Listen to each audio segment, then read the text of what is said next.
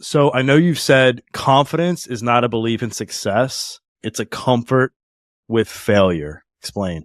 I think most people assume that to be confident, they associate confident people with successful performance. And so they assume that those two things must be related within the person's head themselves, right? It's like the person must assume that they're going to be successful and that is why they're successful. And I just think that's unrealistic in a lot of cases. You never know how successful you're going to be at something, even if you're really skilled at it, even if you practiced it. And I think actually what happens is the more you practice something or the more experienced you are with something, the more you recognize that failure is kind of inevitable and you're always going to make mistakes, then you just become accustomed to those mistakes and aren't so afraid of them anymore. And that's actually what makes you confident. It's the knowing that you know how to get up if you fall down that makes you feel confident in proceeding. What do you think people can do to get better at failing? Like when they've actually failed at something, how can they like kind of reframe to get back up quicker? I think the biggest thing that most people shoot themselves in the foot with is just self-judgment. I think that's a big part of my work is just trying to like normalize mistakes and failure because they are completely normal and they are like an expected part of life.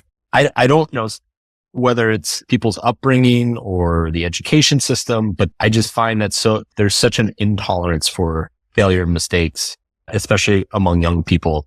There's that unhealthy shame and judgment attached to it. And I think once you get over that, you actually realize that mistakes move you forward faster because you learn from each of those failures. I think in today's society, like one of the other things that you shared, is that so many people they're easily like offended and they take things personally. And I know you recently posted, it was like, one of the most beneficial traits in both relationships and life is being nearly impossible to offend. That's brutally hard to do. How do people get better at that? Well, I think recognizing it's a choice that's the first and biggest hurdle. And I think a lot of people avoid that. There's actually a great quote from Eleanor Roosevelt where she said that it's being offended gives the other person power because you're choosing to be upset by what they said. I think a lot of it comes from just confidence in knowing who you are and what you stand for and understanding that other people aren't going to see it your way or they're going to have different views. And that doesn't necessarily make them a horrible person or threatening in some way. I actually kind of worry that, in this day and age, people are socially rewarded for being offended quite a bit. I think social media rewards people for feeling offended. And so I think people are probably unconsciously encouraged to feel offended by things. I take a lot of pride in being close to impossible to offend. And what I find in my personal life is that gives people around me permission to be honest with their thoughts. And I think that's really important. It builds trust and intimacy and also means I get to hear more feedback and criticism, which makes me better. So yeah, I don't see a whole lot of value in being offended all the time. The next lesson I'd love to talk about is, a lot of times when you look up like dating experts, relationship advice, your name pops up frequently.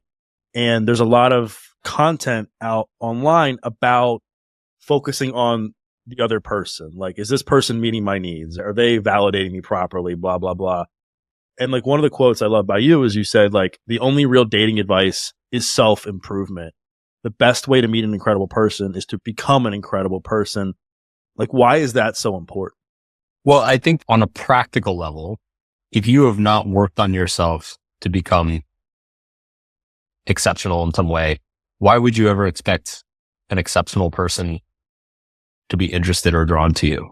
And I think that happens a lot. There are a lot of people who kind of sit around on the couch and don't do a whole lot with themselves. And then they get upset because the perfect 10 isn't turning their heads and taking interest in them. I just think that's unrealistic. That's unreasonable.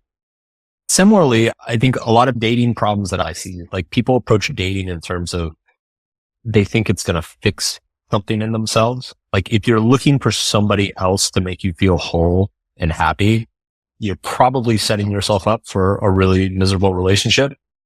And I think working on yourself, learning how to be whole and happy on your own allows you to approach dating from a much healthier standpoint. Instead of what are you going to do for me? You can enter into relationships thinking, here's what I have to give to you.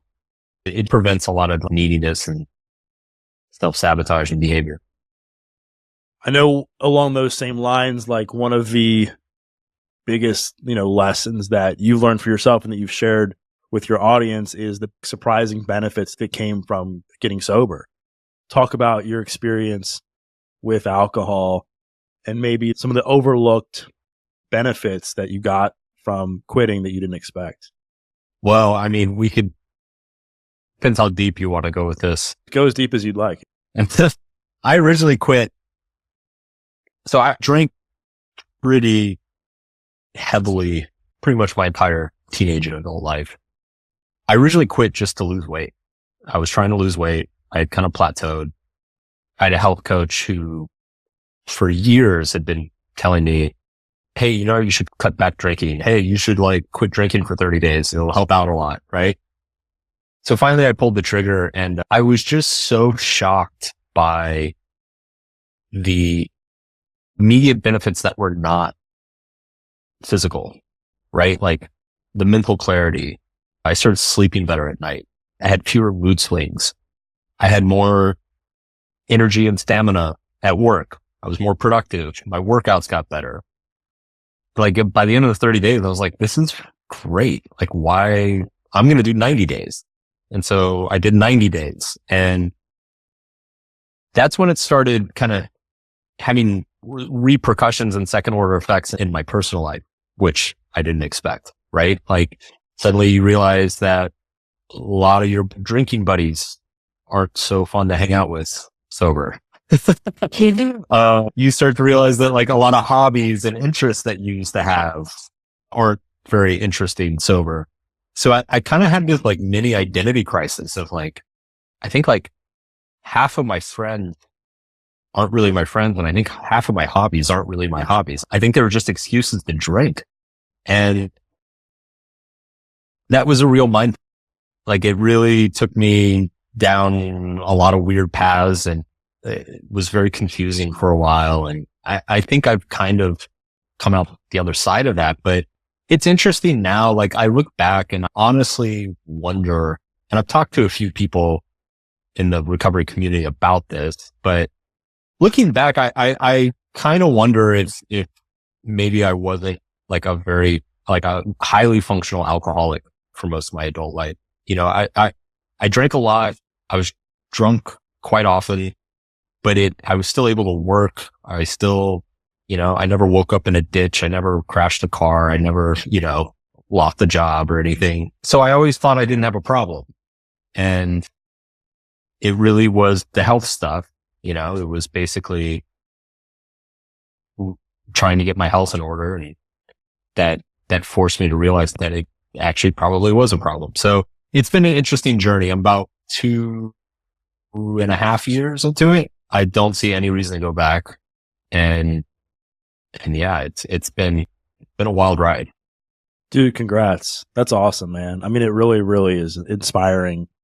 And I'm sure it was even tougher because, it's tougher to understand you have a problem because you had all this success, right? You wrote The Subtle Art of Not Giving a Fuck and you were, put on a pedestal, rightfully. The book was amazing, but you were put on the pedestal by so many people and it's you could do no wrong. So it's hard to see, I think, some of the things in your life that are blind spots when you really, there's no reason to look at them. And to that point, I had a certain amount of pride around that, right? Before we went live, you were kind of talking about how, you don't really like the typical self-help stuff. I don't either. That's one reason I wrote my books is I wanted to write the self-help book that I wish was available. So I kind of took a pride in that, yeah, I'm the self-help guy who will stay up to 3 a.m. drinking whiskey with you on a Friday and we'll go around on a Tuesday night and, we'll party. Right. And I think I had a lot of identity wrapped up in that. And looking back, it's just kind of silly. One of those things that you're what was I thinking? But I think that if I'm being honest, that is true. And I think this goes into the next lesson that I wanted to talk about, which is the most sexy and exciting things in life are often the opposite. And talking about the law of diminishing returns, specifically with something like alcohol, where, I would say most people that I know when they start drinking, it's not because they want to just get rid of all their life's problems. It's because they want to have fun. They're in college, they're in school, they're going out for happy hours. And all of a sudden, everybody reaches a point when they become a full-on alcoholic or addict where the tables turn and now it's not so fun anymore. Now it's like you're masking the problems that you've created by drinking. So talk about your experience with that. I think there's a lot of things in life like that. Like there's a lot of, for whatever reason, the sexy, fun things, the exciting things, there's like a really intense diminishing returns to them, right? So the first few parties you go to when you're young, like it's so much fun. It's like the best, one of the best nights of your life, right? And so you just want to keep that feeling going. So you just keep going to the party. And it's true with alcohol. It's true with drugs. It's true with, it's true with sex. It's true with, I even found it true in my life with like travel. If you've never really traveled before, that first trip abroad, like some crazy vacation in an exotic place, like it's so cool. It's so exciting. But then it's like, if you just keep doing that, you get to this diminishing returns where everything feels kind of boring and lame. And you feel like you have to like keep jumping on an airplane just to keep yourself stimulated. And I don't know why it works that way. And I think the inverse is true as well, is that the things that tend to generate like stable long-term happiness tend to be boring at first, right? It's like, doing a good job at whatever you're pursuing, like keeping your body healthy, keeping your relationships, like spending time with your family. Like none of these things are, nobody's going to like make a TV show out of any of these things because they're so dull and typical. Like everybody goes through them. But the irony is that everybody goes through them because that is actually what makes us happy over the long run.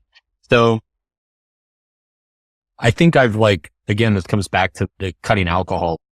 I think I'm gaining a lot of perspective that my brain is disproportionately attracted to the sexy, shiny stuff.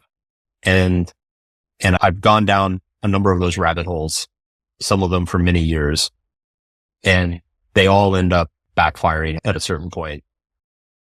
And ultimately, it's like especially now that, in the last 5 years or so, as I've gotten older, really having to train myself to stick with and enjoy the slow burn, the slow and steady, kind of dull,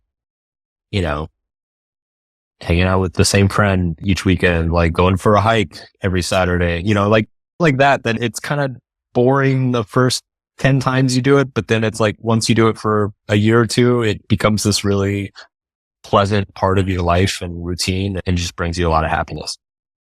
Yeah. And I think one of the biggest struggles people have in recovery or sobriety is changing their friends. And specifically because they're so used to all the attention and validation and stimulation from going out to parties or people that they spend time with. They have all these friends at their disposal at all times because those are their quote unquote like drinking buddies or party friends.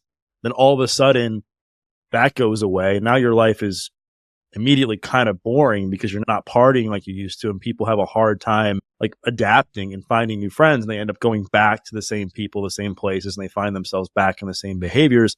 I know that you talk about like the importance of surrounding yourself with great people, but also being incredibly comfortable with being by yourself. If you could speak on that, I think the audience would appreciate that. For sure. I think this kind of comes back to the relationship thing, right? Like if you're afraid to be alone, then your threshold for the people that you surround yourself with is going to be very low. You're going to have very low standards for the people that you surround yourself with. Whereas if you find a way to be content and satisfied by yourself for periods of time, then you'll have a much higher bar or threshold for the people that you surround yourself with. And I think that's incredibly important. And what you said about the friends encouraging, my biggest struggle, it's funny, when I quit booze, I expected to have these really difficult cravings and, like, oh my God, I would give anything for a glass of wine right now. And I had a little of that, but not a ton. Definitely not nearly as much as I expected that I would have. What I've struggled with, the hardest thing for me was just boredom, like week after week, like so many Friday and Saturday nights where I'm like, I have no idea what to do with myself. And I do think there's a certain comfort level with boredom that is important and maybe like is becoming a little bit of a lost art in this day and age.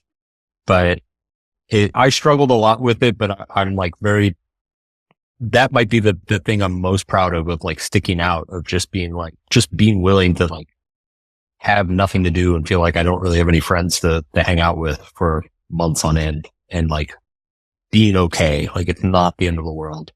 Well, yeah, because you're told in society that if you're by yourself or you're single, that you're a loser, right?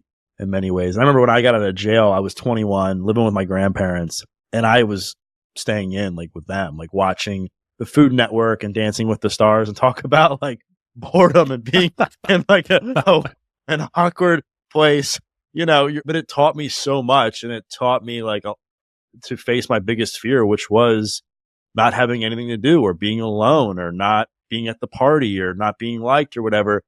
And I often will say, like, you feel way more lonely spending time with like the wrong people than you ever will like intentionally taking time like for yourself. And I just think that's a hard truth for people to kind of accept. And that goes into like the next lesson, which, you know, you talk about like you have to be willing to be disliked by people. And I think we live in a society where many people are becoming people pleasers just because they're afraid of saying that they don't like somebody or somebody doesn't like them. You know, talk about why it's so important to get good at being disliked by people, but not in a malicious way. If you're not willing to be disliked, then essentially your life becomes run by the people in proximity around you, right? Like if you're not willing to be rejected or have some uncomfortable conversations, then you are essentially enslaved by other people's desires. You're going to be unwilling to contradict them on anything. So I think it's just a fundamental life skill, is like understand, like obviously you don't want to go around pissing people off on purpose, but understand what are the handful of things that you're willing to be disliked for? Like what are the handful of things that are so important to you or that you prioritize so much in your life that you're willing to disappoint some people if that's what it requires? And I think if you can't think of those things relatively quickly, that's a problem, right? Like you should know what those things are. And so, yeah, I think a lot of stuff comes downhill from that, you know, just not being able to stand up to social pressure in general.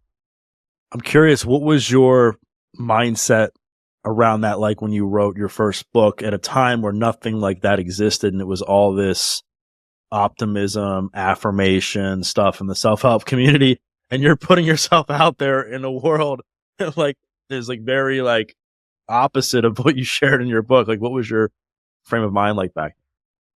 Well, it's funny because like, my frame of mind was like, I just wanted to kick the hornet's nest. And, you know, I will say I think this is one area that I seem to just naturally be very good at. Like I grew up in a very conservative and evangelical part of the country. I grew up in Hill Country, Texas, and I was not, you know, I was an artsy kid. I was intellectual. I was not athletic. I wasn't really into Jesus. Things didn't go very well for me growing up. Like I got shoved into a lot of lockers. We'll just put it that way. And honestly, it sucked, but I look back now, I think in hindsight, it was a little bit of a gift in that it forced me to become comfortable not being liked at a very young age. Like I kind of grew up being the oddball and being the contrarian and the one person in the room who disagreed with everybody else. Like that was standard for a lot of my childhood and adolescence.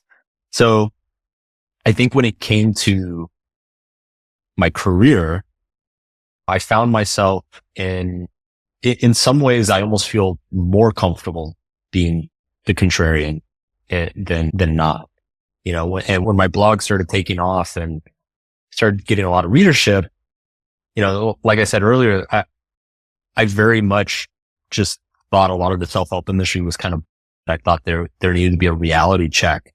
So I kind of relished being the guy who would go against the grain and go against everybody else. Like there's a part of me that secretly, I don't know, kind of enjoys it, feels comfortable doing it. So yeah, I was very aware of what I was doing, but it was exciting. I knew I was going to piss some people off and whatever, but it was fun. I was excited to do it. Yeah. And I think along those lines, like I know you've shared that like life advice, the self-help space is like clothing, like try it on. If it fits you, great. If not, try something else. And I think a lot of people, even people who maybe read your book, they get so like attached to that author or to that podcast that they essentially just identify everything with that person, and they don't formulate any kind of real values or beliefs for themselves based on the work that they're like learning from. What's your advice for people? Like, there's so many podcasts, out there, and so many books. Like, how can somebody like make the most of this without, going down this rabbit hole of just jumping from book to book to book or podcast to podcast to podcast? I do think some of that is necessary, but I think it's like understanding what works for you. It's two things. One is understanding that there's no single person who's going to have all the answers for you. And that goes for whether it's a podcaster or an author or even a therapist or a family member or whoever, a preacher. Nobody's going to have 100% of the answers for you, and it's going to solve all your problems. But at the same time, you can't just run through an endless string of answers and just like, there's a certain addictive quality of finding new solutions or new ideas or new people, right? And I think a lot of people, you can easily kind of trick yourself into thinking that you're making progress when really you've just kind of become addicted to finding new ideas without implementing any of them. I kind of see it as like, try out a bunch of different things. Some will work better than others. Keep what works, forget what doesn't, and then go try something else. And I think generally what you end up with is you end up with kind of like 3 or 4 bread and butter people or ideas that just work for you. And that kind of accommodate probably 80 to 90% of the problems in your life, or are able to address 80 to 90%. And then maybe 10% you kind of need to reach out to somebody more specialized or somebody who's more directed towards a certain issue. Like that, to me, that seems that just from my observation, I feel like that's where most people end up. The next, I guess, point kind of relates to this in that you talk about the importance of how you identify yourself. And there's a lot of people when they go through adversity and hard times, they identify themselves as a victim. And while horrific things happen to people, and I have compassion for that, like being a victim, it keeps you trapped in this crazy mental prison that's incredibly hard to escape from. How have you, I guess, maybe reframed certain moments in your life to escape like the victim mindset or even like other mental prisons? Well, victimhood is real, and I think it's important to acknowledge that everybody is a victim of something at some point. Obviously, some people get it much worse than others. But I think it's also important to acknowledge that you're never exclusively a victim. It's one of many things that you are simultaneously. And I think the trap is when people only identify as a victim. Like it's like that supersede anything else going on in their life or anything else that they might identify with. They're like, it doesn't matter if I'm a victim. So it's like, if something terrible happens to you, obviously you want to acknowledge it and come to terms with it. And if it's the result of some terrible thing, some tragedy or somebody's done something terribly unjust to you, you want to deal with that as well. But like, it's not all of who you are. There's an infinite number of facets to each individual. And the more you narrow in on a single identity, the more you block off your own potential and capacity to be things in this world. And so it's important to just never cut off those other things, like never lose touch with the other aspects of yourself that you care about. Yeah. And again, another like lesson that you share that is really, I think, important for people to understand that like kind of piggybacks on this is like talking about that people have to expect that in life there's going to be problems. And I think that you see this a lot in like the recovery space where when people quit drugs or alcohol, they're told their life will get better. And in reality, it sucks in the near term, like for a lot of people, you know what I mean? But you talked about boredom and now like all the pain they've been masking like comes to the surface. For sure. You go to meetings, you go do all these things. And it's like, wait a second, my life is no better than it was when I was getting messed up. How can people like create healthier expectations around life when they're on this pursuit of getting better? Well, better isn't always pleasant. Like I think that's the big thing to remember, is that sometimes better is painful and difficult. It's really, I think, in looking at that definition of better, and also like having an expectation of like time horizon too, right? I just did a number of talks down in Australia, and one of the things I talked about in that talk is that there's this idea that there's kind of this lightning bolt moment in our lives of like, oh my God, everything before that moment is old me, and everything since that moment is new me. And like this single thing changed everything forever, and I'm a new person and everything's so much better. And it's just, the truth is that life rarely happens that way. Change rarely happens that way. Like the real way, I mean, even if you look at alcohol, I mean, this is true of my journey. I'm curious if this is true of yours as well. Even though there's a singular moment where you stopped, where you had that last drink, you still feel like the day after. It's this long, gradual progression of small iterative improvements and changes that happen in all these different areas of your life. You don't turn around on day 10. You're like, oh my God, I'm a new person. I get to go be completely different now. Like it's still like a very small stair step approach. So I think a lot of it is just misplaced expectation. You know, it's like if you've never exercised in your life and then you join a gym and do one workout and suddenly expect to be like a bodybuilder. Like that doesn't make sense. Actually, but you know, the first couple of weeks you go to the gym are the worst because you're not used to it. Like you're incredibly sore. You're really weak. You know, it's the hardest time to like work up motivation. So of course it's going to suck. But if you stick with it, you know, every month gets a little bit better. And then pretty soon, you know, by like month 6 or month 10 or whatever, you feel so much better than you did before you started. No, I mean, you're right. In my experience, when I started to work out, I was in jail, and that's what inevitably saved my life was fitness. Couldn't do a single push up my knees, could barely walk when I was in there because of just how deteriorated my body and my health was from all the drug use. And when I got out of jail, it wasn't like, oh, I'm not in jail anymore. I'm not using drugs. My life is just A-okay. It was like, no, I'm a convicted felon. I need to find a job somehow. I'm on probation for the next 5 years. If I mess up, I could go back to jail. Damaged relationships. I can no longer use this thing to mask all my insecurities and anxiety that I had never dealt with. But now I have to look at myself in the mirror and come to terms with the people that I stole from, including members of my family. Like all these problems still existed. I think what changes is how you deal with it.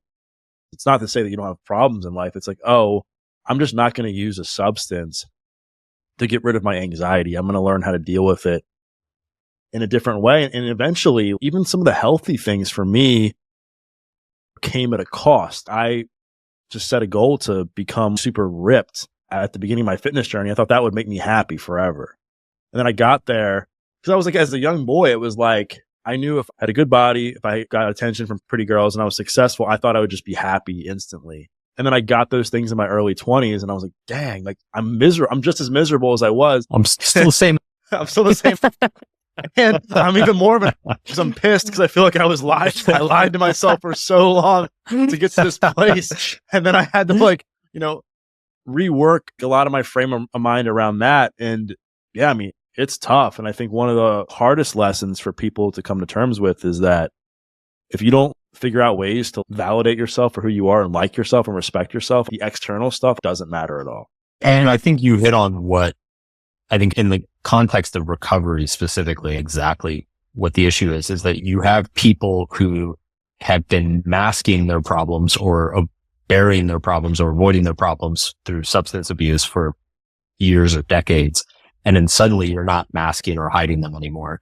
And so there's like a learning process of learning how to actually deal with problems for the first time. And like that sucks. That's not fun.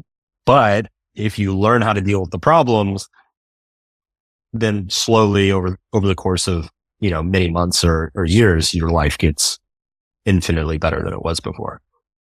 Yeah. And I think it's also true in the context of relationships, right? It's like, I know one of the lessons that you share, and I think this is like something that you hear a lot now too, is like, if you're continuing to experience the same thing in relationships and you're having the same result, like you're the common denominator. And it's a hard thing for people to grasp because typically people should have that realization when they're out of a relationship. And typically when people get out of a relationship, they're not feeling too good about themselves. So for them to admit that there's one more thing wrong with them, I think is super hard. But again, it's like you have to choose your heart in life. I mean, I think you have to get to a point where you're comfortable with pain. I know you talk about pain. Like, how can people use the concept of pain to leverage some sort of growth? I think everybody is probably naturally better at managing certain types of pain than others.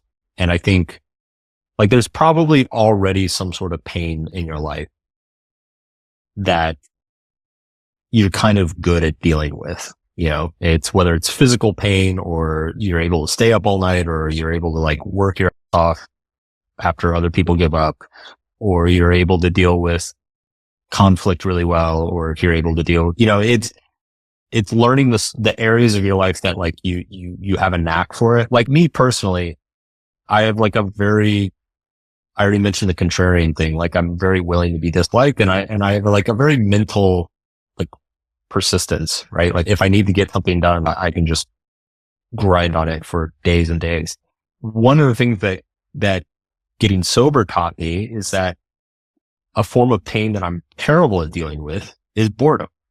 And I never thought of it that way before. Like I always knew, like I was diagnosed with ADHD and I've always known that like I get bored easily and I get impatient easily and stuff like that. Like I always knew that for years, but I never connected the dot that like boredom is just another form of pain, but it's a form of pain that I'm bad at.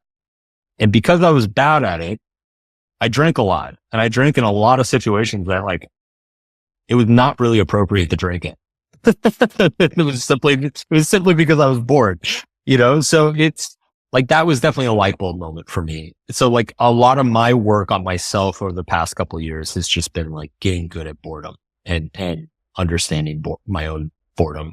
But I think everybody probably has some form of that within themselves. Like there's some area of your life that like, you're like, yeah, man, I can gut it out better than most people. And then there's some area of your life where like, you just have no pain tolerance whatsoever. And that's that area where there's no pain tolerance, that's probably where most of your life's problems are. Like if you are terrified of being disliked by somebody, you're probably a people pleaser and have dysfunctional relationships. You know, if you have like zero resilience or persistence with like work related stuff, you're probably not making a lot of money and your career is probably not going very far. Right. So figure out where you're bad at pain and like, that's your focus area. That's where you want to get good at. This episode is brought to you by Carol Bike. I recently had the chance to chat with Carol Bike's CEO and co-founder Ulrich Dempfli about the incredible benefits of ReHIT, also known as reduced exertion, high intensity training, an innovative approach that the Carol Bike is designed to deliver. This method can significantly boost metabolic and cardiovascular health, all while requiring a minimal time investment. Forget one-size-fits-all fitness regimes. Carol Bike brings personalized workouts into your home, tailored to your fitness level and goals through cutting-edge AI technology. The number one limitation for my personal training clients over the years isn't money, it's time. Everyone is so busy with their personal and professional lives, making it very difficult to allocate hours per week to exercise. Whether you're looking to improve heart health, lose weight, or simply stay active, Carol's scientifically validated approach ensures you're getting the most out of every workout in 90% less time than traditional cardio. So if you're looking to experience this smart and effective way to stay fit and make the most out of your cardio workout, head over to carolbike.com and use the code Doug for a nice discount off your bike. Again, head to carolbike.com and use the code Doug for a nice discount off your bike. Now back to the show. Another similar thing that you share is that growth is rarely accompanied by joy and celebration. And, you know, I think of some of the moments in my life that have led to the most growth have been super painful in the near term. Like being in jail, like sucked at the time. It was so bad. But I look at it now and it built the foundation upon like what I do now and my career and my recovery and everything else. Talk about like early days of sobriety for you. Like what did that look like? Like how did, you know, looking back, what were some of the painful moments of growth for you? I mean, honestly, it just comes back to just honestly, some of the most painful moments, some of the most upsetting moments was going out either with people or doing things that I used to really enjoy and realizing I didn't really enjoy them anymore. Like that, cause that was that, there was a lot of sadness in that. And, and obviously a lot of confusion as well of like, you know, like I used to really love, I mean, I still love going to concerts, but I used to go to shows all the time and and I used to drink all the time at those shows. Right. And I tried to go to some shows sober, and basically unless the music was like excellent, within 10 minutes, I was bored out of my mind. And then after like the third or fourth show, I was like, why am I even coming to these anymore? Like, I don't think I like this. I don't think this is, like, I don't think I actually enjoy this. And that was really upsetting because that was a huge part of my identity. And so there's like a certain amount of, I think what gets lost a lot is that when you change, you're not just like changing yourself. You're not just adding something new to your life. You're also losing an old part of yourself. And anytime you lose an old part of yourself, even if it's a good part you're losing, like there's a component of grief that comes with that. Like there's a sadness of like, wow, I'm never going to enjoy the thing I used to do every week. I'm never like, it's just that part of my life's gone and it's never coming back. Like kind of in the same way of like a friend moving away or, a pet dying or something. Like there's a sadness that comes with it, and it takes time to kind of like accept it and let go and move on from it. So that was something that was like, I guess, again, this is getting into the stuff that was unexpected. Like, again, when I stopped drinking, my expectation was the biggest challenge was going to be the cravings, and the cravings were actually one of the easiest things to deal with. Like the hardest part was just the boredom, the loss of friendships, the identity related stuff. Like, who am I? What do I enjoy? I don't even know what to do with myself anymore. That was the hardest stuff. Yeah. I mean, how did you come to terms with like the loss of like friendship specifically, and not just, not the boredom? Because people, when they quit, it's like you find out who your friends are really quick. And then you also have to deal with the peer pressure of people kind of texting you or calling you, asking you to go out, asking you to party. And then when you say no, they're like, oh, don't be a wuss, or I can't believe that you're like leaving us. Like, how can people like accept the fact that most people's judgments are not about them? Totally. Well, this comes back to, I mean,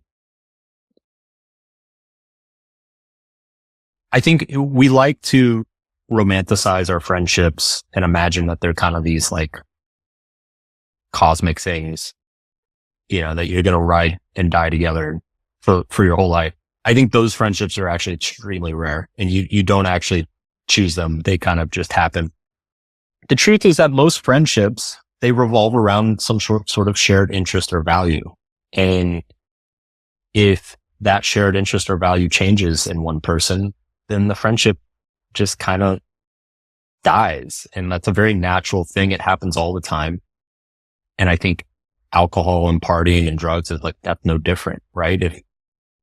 So I think what you said is important, is that it's not personal. It's like I still like my drinking buddies, they're good people. I wish them the best, but it's understanding, again, it comes back to the being disliked thing. Something needs to be more important than being liked. And in my case, that was my health. And to me, it just wasn't an option. So, and like I said, I have no problem disappointing people. So I have no problem saying no to all those invitations. But what you find is that very quickly those invitations stop coming. And so for me, the harder part was making new friends, because again, most friendships emerge out of a shared interest or value. And I went through a pretty long period of like not knowing what I was interested in and not knowing what I enjoyed. So I had to figure those things out first again. I'd like go out, try doing a bunch of stuff to see what was fun sober. And then like once I started to kind of figure that out, then like friendship opportunities started to happen again. And I feel like I said, so 2 years and 4 months in, I would say really the last 6 months, I feel like I have a new friend group that like I've made some good friends again, but it took, I mean, that's 2 years. That took a long time. And there was definitely a period where I'd say a period of like a year where I kind of just felt like I didn't really have any friends. Like I have some childhood friends back home and one or two friends in other cities that I've known for a long time, but like at least here in LA, like I've probably a year that I felt like I didn't have any close friends. Wow. Damn. Sucks. It does. I mean, no, I mean, it's tough too. And I think that, one of the other things that people get concerned with, at least, I mean, I've had this belief at times, is that they're like, all right, what are they saying about me? Like, are they talking about how much of a screw up I am? Are people talking about how worthless I am or what I did? And I know that like one of the things you talk about is that, people essentially like people think about themselves way more than anybody else does. Like talk about like why it's so important to have that, like to shift your frame of mind around that. Yeah. I mean, one of my favorite quotes ever comes from David Foster Wallace, and who was a recovered addict himself, actually. And he said, you'll stop worrying so much what people think about you when you realize how seldom they do. And I mean, if you think about it, right? Like you think about like just yourself and this morning, since you woke up this morning, what has dominated 95% of your thought? It's yourself. Like what I have to get done today, prepping for this interview. It's like, yeah.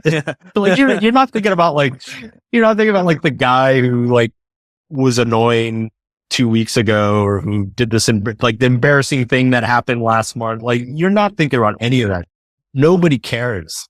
It doesn't, like, you don't care.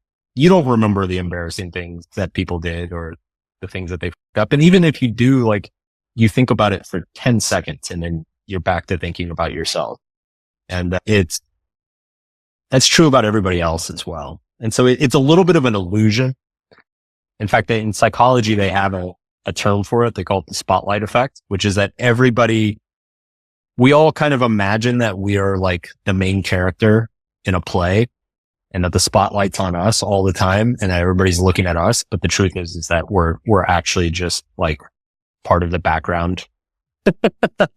And, people will notice us briefly for a few seconds, but they're back to worrying about themselves. And again, I think just being realistic about this is actually very liberating in terms of being able to, tolerate being disliked or tolerate, embarrassing yourself or doing something you're ashamed of. Like ultimately it's going to pass. Most people aren't thinking about it and life will go on. I actually have a really cool story about this from a friend of mine that I just remembered while I was saying that. So good friend of mine, his name's Derek Sivers. He's also an author. People should check him out. He just put out a book and he has this amazing story in it. So when he was 18, he got in a car accident and it was like a head-on collision with like a middle-aged woman. And it was really traumatic for him. And it was his fault. And his most vivid memory of the car accident was the woman being with a neck brace, being carted away, not being able to move. And so she had been paralyzed from the neck down. And this like destroyed him for decades, just ate at him. He thought about it all the time, to the point where finally in his mid-30s, he looked her up. He like called the hospital, got the records, found her name, found where she lived, and went to her house and was like, I just need to apologize and check in on her. And so he like rung the doorbell, and this very fit elderly woman opens the door and he asks, I'm here to see the woman's name. And she's like, yeah, I'm her. And he's so confused. And he's like, we got in a car accident, 20 years ago. I was told you were paralyzed, all this stuff. And she looked at him. She's like, no, I'm fine. I've been fine the whole time. And not only that, the accident was actually my fault. And I've thought about you all these years and felt bad because you were so young and you looked so terrified. And she's like, I've always remembered your face. And she's like, I'm so glad you came because it's like, I know you're okay. And he's like, I know you're okay. And it just turns out that they both have these like stories in their head of how horrible the thing they did to the other person was. And it was all completely made up by both of them on both sides. Man, what a story. That's insane. It's crazy, right? Yeah, it's like this for the facade, right, of this false belief we have about things. And like, I think one of the other things that people struggle with regarding like change is within the world of social media, you can see people achieving things way more than you could say 20 years ago, right? Where, now you have people that are posing in a private plane, just for the photo, or they're posing next to a car. Or my favorite is you can always tell when like a couple's headed for divorce when they just launched like a million photos of themselves on social media. I know one of the things you say is like, if you have to tell somebody you're that, then you're not that. Like, how can somebody take that and use it to understand that if people are talking, so much about a certain thing, that they're not really that thing? Yeah. I think it's important for people to understand that social media is not showing you reality. It's showing you like a funhouse mirror of reality. It's over accentuating the rare positive and negative events. So all of the positive stuff you see is far less common than it appears on social media. And all the negative stuff you see is also far less common than it appears on social media. And to your point as well, there is a little bit of, there's like definitely a performative thing that happens.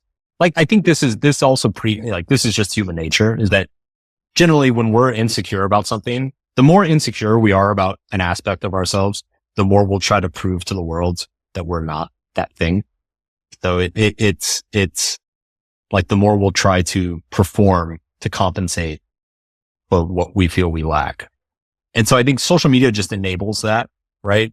And as you said, it's the unhappy couples that are just about to get divorced that post the beautiful, ridiculous vacation that they just went on, and they're smiling and laughing and kissing in every single photo and talking about how grateful they are for each other. It's like that the happy couples don't feel a need to do that because they're just happy sitting on the couch watching Netflix on a Thursday night.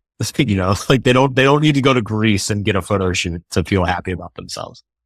So yeah, it's a little bit, again, I think it just comes back to realistic expectations about people in the world and not comparing yourself to like some funhouse mirror. And along those lines, I mean, there's been a self-help quote I saw years ago, and I know you share something very similarly. Maybe this originally came from you and somebody kind of spun it off, but essentially, like, if you wouldn't trade places with somebody, like, why would you take advice from them? Like, that's like, how can people get better at being discerning about who they take criticism from? Yeah, I think the quote that I posted was, if you wouldn't ask them for advice, then why do you care about their criticism? Yeah. Like, there's a similar thing, which I didn't post this, but I've seen, I think a friend of mine posted it.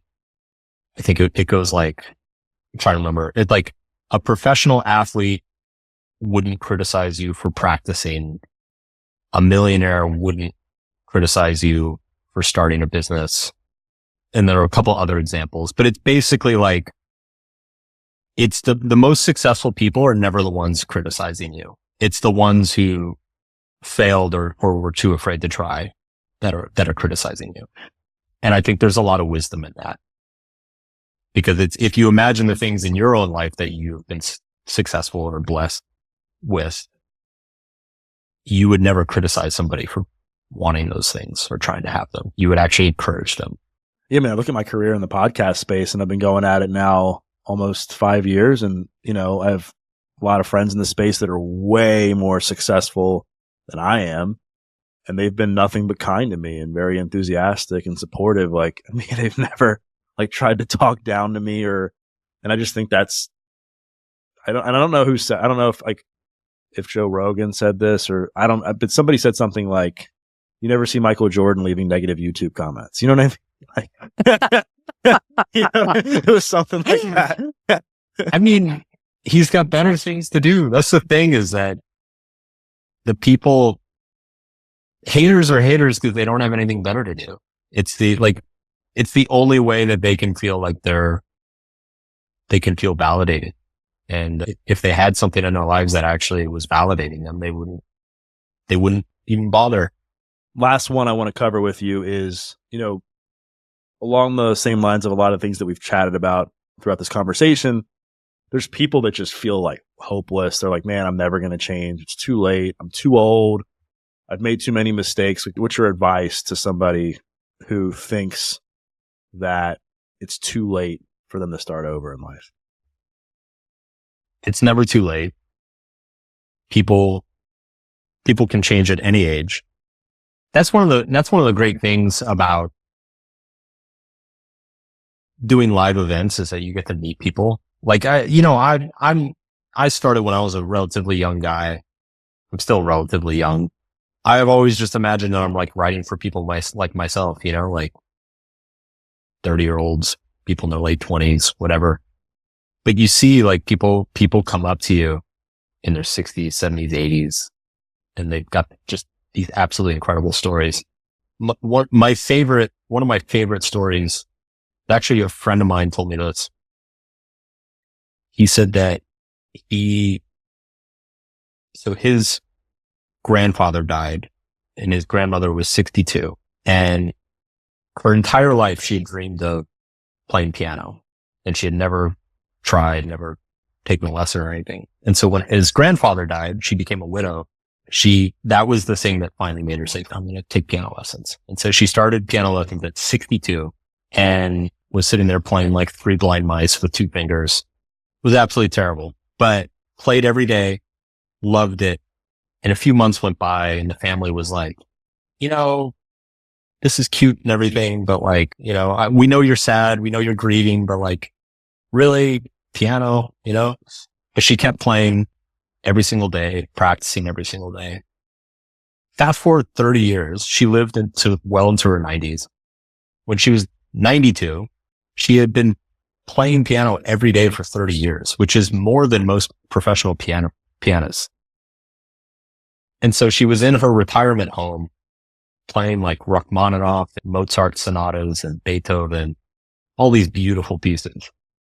And it was funny because everybody there thought that she had been a professional musician her entire life. And when she told them that she started in her mid-60s, nobody believed her.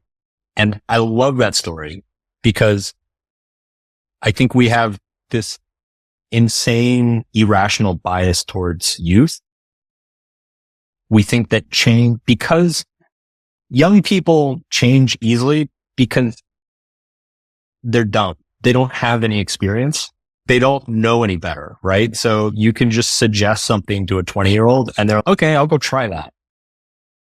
When you get to your 40s, 50s, 60s, you've lived a long time. You've had a lot of experience and you have a lot of well-earned wisdom. And so your threshold of what's going to get you to change is higher, and it's higher for good reason because you've been through a lot, but it doesn't mean it can't happen.